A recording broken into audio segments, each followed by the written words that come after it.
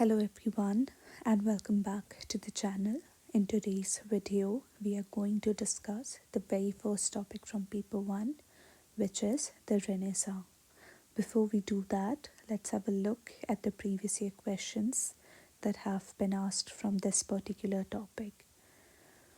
First, and the most recent one being, explain with literary examples how Renaissance humanism of 16th century Europe sought to fuse scholarship with ethics, flowering of Renaissance values in Elizabethan theatre, English Renaissance and its impacts, influence of Renaissance on at least two plays of Shakespeare, influence of Machiavelli on drama of Renaissance England. So based on these questions, let's look at the themes identified from previous year questions. These are features of Renaissance with examples from the syllabus, Renaissance and drama, along with the examples from the syllabus and impacts of Renaissance. So let's begin with the topic Renaissance. Renaissance is the name given to the time period from 1485 to 1660. It means rebirth in French, which in fact was the rebirth or renewal of interest in the ancient Greek and Roman classics as they became the prime focus of intellectual attention, which led to different cultural movements like artistic, political, religious, literary, and cultural. It began in Italy in 14th century and then spread to the rest of Europe, including England. Now, why did it happen all of a sudden, and why only in 15th century and not prior to it?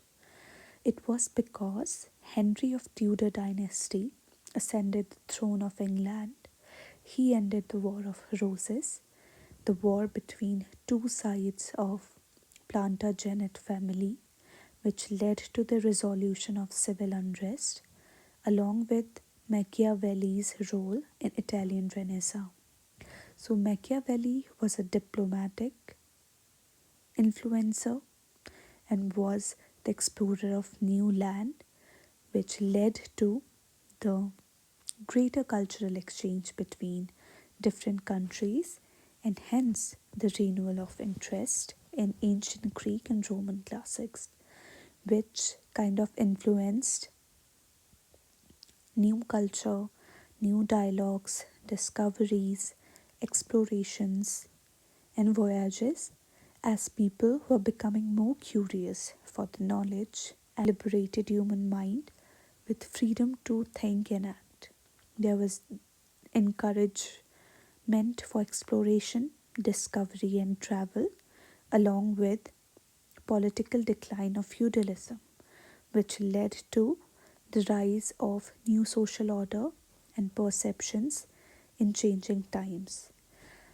Now, since the world was moving towards more cultural exchanges and dialogues, there was also an emergence of nationalism, and because of new explorations, there was revival of classical learning. There was increased scientific discoveries, which led to the questioning of authority of church, as according to priests, there was no life beyond the seas, which indeed became questionable after sea voyages became a common thing. There was increase in trade and commerce, which led to more cultural exchanges and dialogues between different parts of the world. This was also the time when Europeans started coming to India and beginning of modern history. Now let's talk about Renaissance literature, which is the term given to the literature produced during 1500 to 1600. Now, because of scientific curiosities, discoveries, better ships, and equipments, there was greater exploration, which led to the radical change in cultural landscape. People now became very optimistic and had an unmatched or unlimited faith in human potential and their ability for innovation, trend setting characters, writing bold characters, and new genres developed. Exchange of cultures also led to revival of classicism.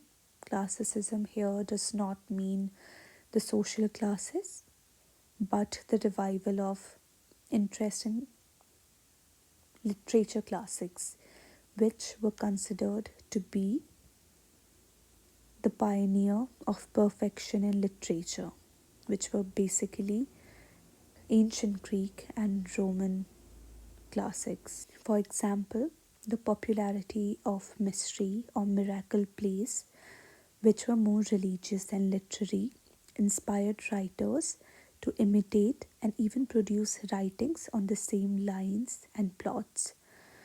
A very famous example of this is William Shakespeare, whose themes included unrequited love, Christian hero, anti Semitism, mystery characters, and magic through characters.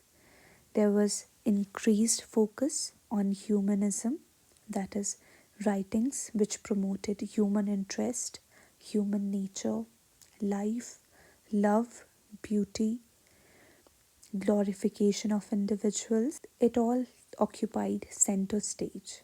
For example, in Tempest, the protagonist, even though chose the wrong way to get his pride and position back and revenged his insult, but still managed to be a protagonist because of the wrongdoings which occurred with him in the past.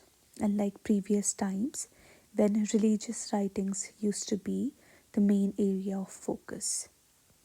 Writing, as per audience's taste, started questioning unscientific things like religion, authority of God, blind faith, etc.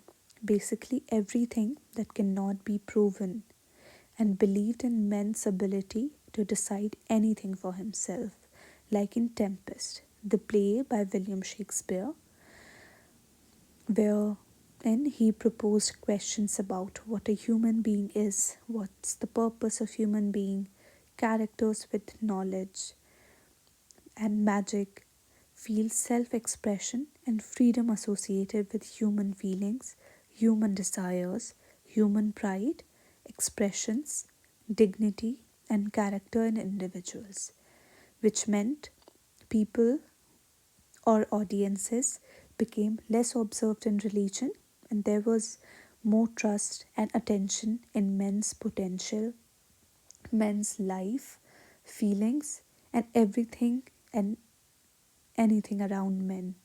Humans were glorified just for the sake of being humans, and there was sensuousness in poetry.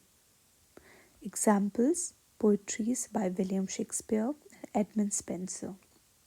In King Lear, we saw mentions of feudalism, nobles, knights, which represented social conditions that were prevalent at that time and how they were sort of becoming a problem. We saw power, authority, infidelity, and fight for crown, all changing landscapes, trying to align with the changing times. You might not get the examples mentioned here now. Like I know there was numerous mentions of William Shakespeare, The Tempest, and the King Lear. But once we read these plays in following sections, you will be in a better position to connect the topics. So just listen for it now. Try to understand the basic theory of what Renaissance is, what were its impacts, and what are the examples from the syllabus that are included under this heading. And we shall discuss these examples later when we study them in their respective sections. So these are all the points that you need to remember for the Renaissance. And drama names, as I said, will be covered in detail when we reach their respective sections. So thank you for now and see you in the next next video.